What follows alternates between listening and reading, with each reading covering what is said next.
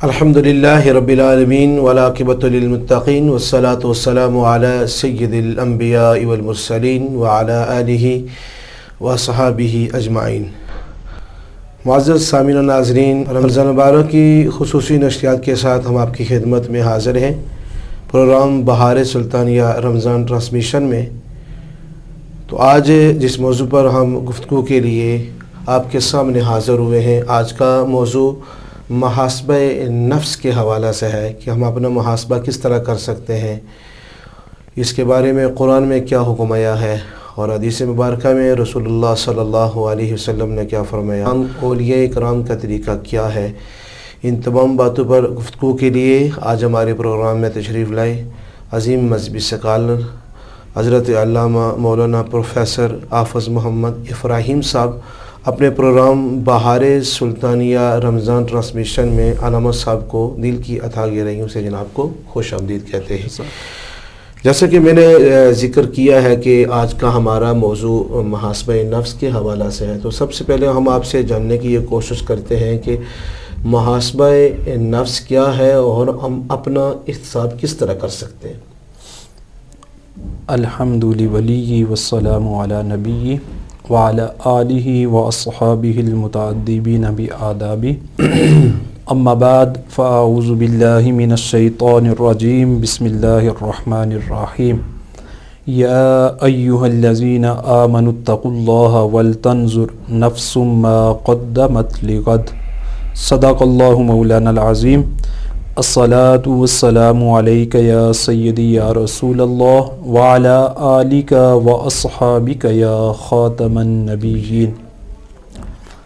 تمام تعریفیں اللہ وحدہ لا شریک کے لیے ہیں، جس نے ہمیں ایمان کا نور عطا فرمایا، بے شک بے شک، اور اللہ تعالیٰ نے یہ برکتوں والا، سعادتوں والا، پاکیزہ اور ببرکت مہینہ ہمیں عطا فرمایا، بے شک، اور نبی مکرم نور مجسم شفیع معظم صلی اللہ تعالیٰ علیہ وآلہ وسلم کے دربار گہر بار میں لامحدود درود و سلام کہ جن کے وسیلہ جلیلہ سے یہ کائنات معرض وجود میں آئی۔ بے شک بے شک۔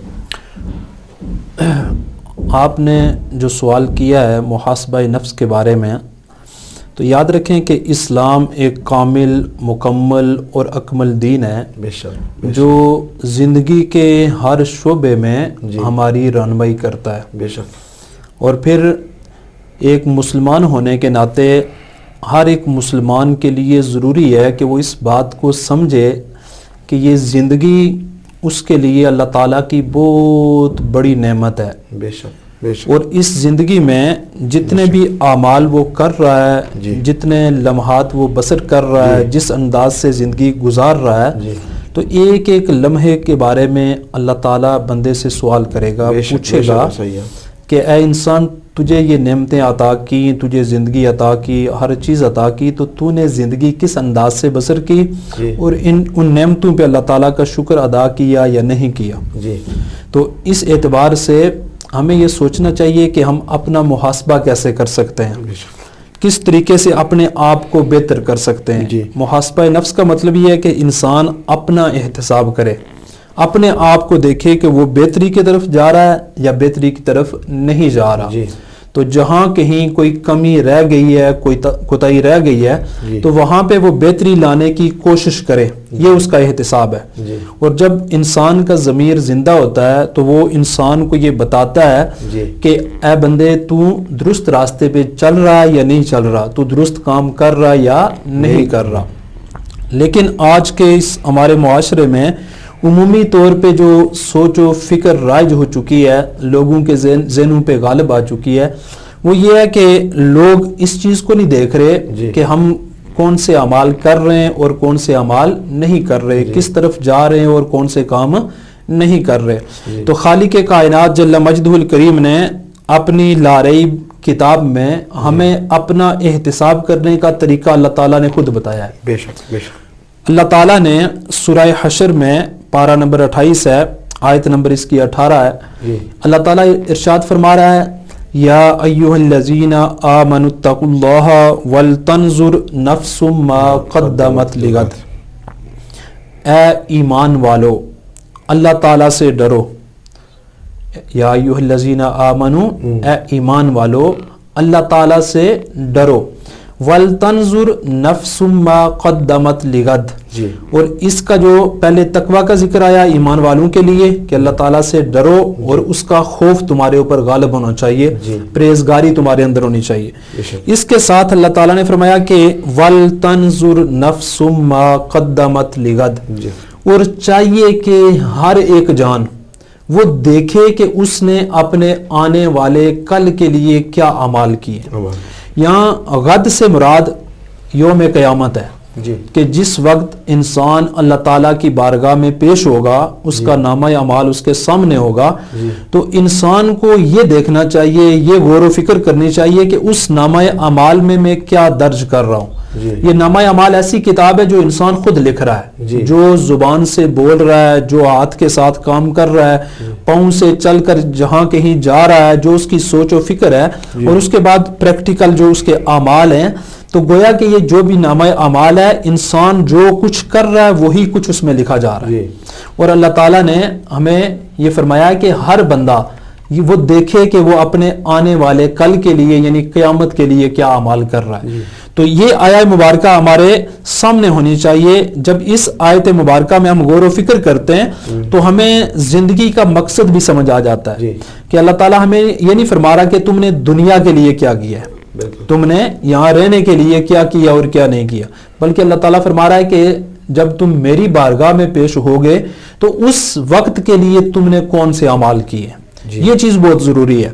اور قیامت کے دن کے لیے اللہ تعالیٰ ارشاد فرماتا ہے وَحُصِّلَ مَا فِي الصُّدُورِ، سورہ عادیات میں اللہ تعالیٰ کا فرمان ہے وَحُصِّلَ مَا فِي الصُّدُورِ۔ تو ہمیں دلوں کے اوپر توجہ دینے کی ضرورت ہے۔ محاسبہ نفس تبھی ممکن ہے جب ہم اپنے نفس کے اوپر کنٹرول حاصل کریں اور دیکھ سکیں کہ ہمارے دل میں جو جذبات جنم لے رہے ہیں وہ اچھے ہیں یا برے ہیں، اور پھر دماغ ان کو آگے پریزنٹ کیسے کر رہا ہے، کس طریقے سے فیصلے کر رہا ہے۔ تو ان دونوں چیزوں کا جو لنک ہے اس کے اوپر غور و فکر کرنے کی ضرورت ہے۔ امام غزالی رحمۃ اللہ تعالی علیہ بڑے ہی جلیل القدر عالم ربانی تاریخ میں گزرے ہیں، تو انہوں نے انسان کو ایک بادشاہی کی طرح انسان کی مثال دی ہے۔ انہوں نے کہا کہ گویا کہ انسان ایک ملک ہے، مملکت ہے، اور اس کے اندر جو بادشاہ اور اس کا وزیر ہیں، وزیر اعظم، یہ اس کا دماغ اور اس کا دل ہے۔ یہ دونوں گویا کہ ایک نظام کو چلا رہے ہیں۔ جب یہ دونوں آپس میں ان کا تعلق ہوگا اور تعلق اچھا ہوگا تو پھر وہ نظام پورے جسم کا صحیح چلے گا، اور اگر ان کا تعلق ٹھیک نہیں ہے یا ان کے اندر پیدا ہونے والے کے جو جذبات ہیں، جو سوچ ہے، جو فکر ہے وہ درست نہیں ہے، تو پھر یہ بادشاہی جو ہے یہ درست نہیں چل سکتی، پھر یہ جسم جو بھی اعمال کرے گا وہ درست نہیں ہو سکتے۔ تو یہ چیزیں انتہائی ضروری ہیں ہمارے لیے کہ ہم دیکھیں کہ ہم کون سے کام کرتے ہیں اور کون سے نہیں، کیونکہ نفس کا کام ہی یہ ہے کہ وہ ہمیں برائی کی دعوت زیادہ دیتا ہے۔ وَمَا أُبَرِّئُ نَفْسِي إِنَّ النَّفْسَ لَأَمَّارَةٌ بِالسُّوءِ، 13ویں پارے کی پہلی آیت ہے، سورہ یوسف کی آیت ہے۔ تو اس میں حضرت یوسف علیہ السلام وہ گویا کہ یہ فرما رہے ہیں کہ میرا نفس جو ہے وہ بھی برائی کا مجھے حکم دے رہا ہے۔ اللہ کے نبی ہیں لیکن نفس جو ہے وہ انہیں بھی برائی کی طرف تو مائل کر رہا ہے، لیکن آپ فرماتے ہیں کہ اس کے شر سے وہی بچ سکتا ہے جس کو اللہ تعالیٰ بچا لے، جس پہ اللہ تعالیٰ رحم فرمائے، اللہ تعالیٰ کی توفیق سے انسان بچ سکتا ہے۔ تو انسان کو غور و فکر کرنا چاہیے، اپنے اعمال کو اپنے سامنے رکھنا چاہیے، یہ چیزیں انتہائی ضروری ہیں۔ جس طرح آپ نے یہ کہا کہ محاسبہ نفس کے لیے ظاہر ہے ہر ایک چیز انسان کو خود پتہ ہوتی ہے کہ میں کیا کر رہا ہوں کیا نہیں کر رہا ہوں، یعنی علم کا جو طریقہ ہے محاسبہ نفس کے حوالہ سے اس پر آپ روشنی ڈالیں۔ ایک بات جو میں نے پہلے کی کہ اللہ تعالیٰ نے ہمیں سورہ حشر میں یہ طریقہ کار بتایا ہے کہ انسان اپنا محاسبہ نفس کیسے کر سکتا ہے، تو اس میں یہ ہے کہ ہر انسان اپنے گریبان میں جھانکے اپنے آپ کو دیکھے کہ اس نے آج کون سے اعمال اچھے کیے اور کون سے نہیں کیے۔ جب یہ چیز وہ شام کو دیکھے گا، سوتے وقت دیکھے گا، سونے سے کچھ دیر پہلے غور و فکر کرے گا تو وہ سارا منظرنامہ اس کے سامنے آ جائے گا، تو اسے پتہ چل جائے گا کہ میں نے کون سی نیکیاں کی ہیں اور کون سے برے اعمال کیے ہیں۔ تو اس طریقے سے اللہ تعالیٰ نے فرمایا کہ یہ ایک محاسبہ کا طریقہ کار ہے۔ اور پھر نبی کریم علیہ الصلوۃ والتسلیم کی بارگاہ میں ایک صحابی آئے تو انہوں نے عرض کی کہ یا رسول اللہ صلی اللہ تعالیٰ علیہ وسلم مجھے کوئی وصیت فرمائیے۔ تو حضور علیہ الصلوۃ والتسلیم سے آپ نے اس بندے سے دوبارہ سوال کیا کہ کیا آپ یہ چاہتے ہو کہ میں آپ کو کوئی وصیت کروں؟ تو اس بندے نے پھر عرض کی کہ یا رسول اللہ صلی اللہ تعالیٰ علیہ وسلم جی ہاں آپ مجھے کوئی وصیت فرمائیں۔ تو نبی کریم علیہ الصلوۃ والتسلیم آپ نے یہ فرمایا کہ جب بھی تم کوئی کام کرنے کا ارادہ کرو تو اس وقت تم اس کا انجام دیکھو۔ یعنی ہم ارادہ بناتے ہیں کوئی بھی کام کرنے کا تو اس وقت انسان یہ دیکھے کہ اس کا انجام اچھا ہوگا یا برا ہوگا۔ یہ طریقہ کار نبی کریم علیہ الصلوۃ والتسلیم نے ہمیں بتایا اور آپ نے فرمایا کہ اگر اس کا انجام اچھا ہو تو پھر تم وہ کام کر لو، اور اگر اس کا انجام اچھا نہ ہو تو پھر وہ کام تم کبھی بھی نہ کرو۔ تو یہ نبی کریم علیہ الصلوۃ والتسلیم نے ہمیں طریقہ بتایا ہے کہ ہم نے اپنا محاسبہ کیسے کرنا ہے۔ اور حضرت عمر فاروق رضی اللہ تعالیٰ عنہ جلیل القدر صحابی ہیں اور آپ دوسرے خلیفہ راشد ہیں، تو آپ کا فرمان بڑا مشہور ہے، مدارج السالکین میں یہ فرمان آپ کا موجود ہے کہ آپ نے ایک موقع پہ فرمایا حاسبوا قبل ان تحاسبوا وزنوا قبل ان توزنوا وتزینوا للارض الاکبر۔ آپ نے فرمایا کہ اے لوگو تم اپنا محاسبہ خود کر لو قبل اس کے کہ تمہارا محاسبہ کیا جائے، یعنی اپنا حساب کتاب تم خود کر لو، خود حساب کتاب لگا لو، کیونکہ اللہ کی بارگاہ میں تو حساب کتاب ہونا ہے۔ تو جو بندہ اس دنیا میں اپنا حساب کتاب کرے گا اور اپنے آپ کو درست سمجھ لے کر جائے گا، اللہ کی بارگاہ میں وہ سخت حساب سے بچ جائے گا۔ اور پھر آپ نے فرمایا وزنوا قبل ان توزنوا، اس کا مطلب یہ ہے کہ تم اپنا وزن کرو۔ اب اس کا یہ مطلب نہیں ہے کہ ہم نے اسے ایک خاص پیمانے کے اندر بیٹھ کے اپنے آپ کو تولنا ہے، ترازو کے اندر یہ چیز نہیں ہے، بلکہ یہاں ترازو کیا ہے کہ انسان اپنے گریبان میں جھانکے اور یہ دیکھے کہ اللہ اور اس کے رسول کی بارگاہ میں اس بندے کی کیا اوقات ہے۔ یہ مطلب ہے اس بات کا وزنوا قبل ان توزنوا، کہ لوگوں تم اپنا وزن کر لو قبل اس کے کہ تمہارا وزن کیا جائے، تمہیں تولا جائے، دیکھا جائے کہ تمہاری کیا اوقات ہے۔ تو اس دنیا میں جب بندہ اپنا وزن کرنے کی کوشش کرے گا، اپنے آپ کو دیکھے گا، اگر تو اس کے اعمال اچھے ہیں، نیک اعمال ہیں، اللہ تعالیٰ نے توفیق دی ہے اور اپنا محاسبہ کرتا ہے، اپنے آپ کو درست سمجھ لے کر وہ جا رہا ہے، تو پھر گویا کہ اس بندے کا وزن اللہ اور اس کے رسول کی بارگاہ میں بڑھتا جا رہا ہے۔ اور اگر یہ چیز اس کے اندر نہیں پائی جا رہی، محاسبہ نفس کا تصور نہیں پایا جا رہا، تو وہ پھر دنیا کے اندر مگن ہو چکا ہے اور دنیاوی اغراض و مقاصد اس کے اوپر غالب آ چکے ہیں، تو پھر گویا کہ اللہ اور اس کے رسول کی بارگاہ میں اس کا وزن بہت ہلکا ہو چکا ہے۔ یہ چیز دیکھنے کی انتہائی ضرورت ہے۔ اور آخری جملے میں آپ نے فرمایا وَتَزَيَّنُوا لِلْأَرْضِ الْأَكْبَرِ، کہ وہ جو بڑا اور عظیم دن ہے، ہولناک دن ہے، وہ دن 50,000 سال کا ایک دن ہے۔ تو اس دن کے لیے آپ فرماتے ہیں کہ اس دن کے لیے ہر انسان اپنے آپ کو تیار کرے۔ تو اس دن کی تیاری کیا ہے؟ اس دن کی تیاری یہ ہے کہ ہم اپنے ایمان کی حفاظت کریں، اپنے اعمال کی حفاظت کریں، جو نیک اعمال ہم کر رہے ہیں ان کی حفاظت بھی کریں، اور زیادہ سے زیادہ اچھے کام کریں اور برے کام ہم نہ کریں، ان سے ہم دور رہیں۔ اپنے اچھے اعمال کی حفاظت کس طرح ممکن ہے، ہم کس طرح کر سکتے ہیں، یہ نوجوانوں کا پیغام دیں۔ یہ چیز بہت ضروری ہے۔ آج کا ہمارا معاشرہ جو ہے وہ اخلاقی پستی کا شکار ہو چکا ہے۔ ہمارے معاشرے میں چونکہ سوشل میڈیا کا دور ہے اور لوگوں نے یہ سمجھ لیا ہے کہ ہمیں کوئی شہرت مل جائے، ہمیں کچھ مفاد حاصل ہو جائیں، تو یہ جو عارضی شہرت ہے، عارضی مفادات ہیں، یہ ہمیشہ غلط طریقوں سے حاصل ہوتے ہیں۔ یعنی انسان جھوٹ بولتا ہے، انسان فراڈ کرتا ہے، دھوکہ دیتا ہے، لالچ اس کے اندر غالب آ جاتا ہے، اسی طریقے سے تکبر اس کے اندر آ جاتا ہے، دنیا کی محبت اس کے اندر آ جاتی ہے، بعض اوقات انسان ظالم بن جاتا ہے، دوسرے کے حقوق پہ ڈاکہ ڈالتا ہے، بعض اوقات ظالموں کے ساتھ چلتا ہے اور حسد کرتا ہے، چغل خوری۔ تو یہ ساری وہ اخلاقی برائیاں ہیں جس کی وجہ سے عارضی مفادات کی طرف انسان بڑھتا ہے، جو کہ ہمارا دائمی خسارہ ہے۔ مفاد عارضی حاصل کر رہا ہے لیکن خسارہ یہ دائمی ہے، ہمیشہ کا خسارہ ہے. تو یہ جو برے اعمال ہیں یہ ہمیں تباہ و برباد کر دیتے ہیں، یہ ہماری نیکیوں کو بھی ختم کر دیتے ہیں.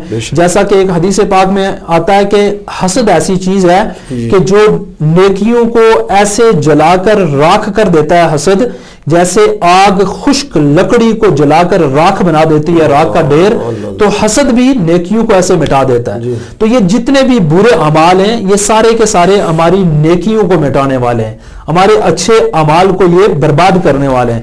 تو ہمیں برے اعمال چھوڑنے ہوں گے اور اچھے اعمال جو ہیں ان کے اوپر استقامت اختیار کرنی پڑے گی، تب جا کر ہم اپنے ایمان کو بھی مضبوط کر سکتے ہیں اور ہم اپنے اعمال کی حفاظت کر سکتے ہیں. اگر ایسا نہیں کریں گے تو پھر ہم نے جو نیکیاں کی ہوئی ہیں ہم ان کی حفاظت بھی ممکن نہیں ہے، ان کی حفاظت بھی ہم نہیں کر سکیں گے. جی میں خاص طور پہ نوجوانوں کے لیے ایک حدیث پاک حضرت علی المرتضی رضی اللہ تعالیٰ عنہ حدیث پاک کے راوی ہیں.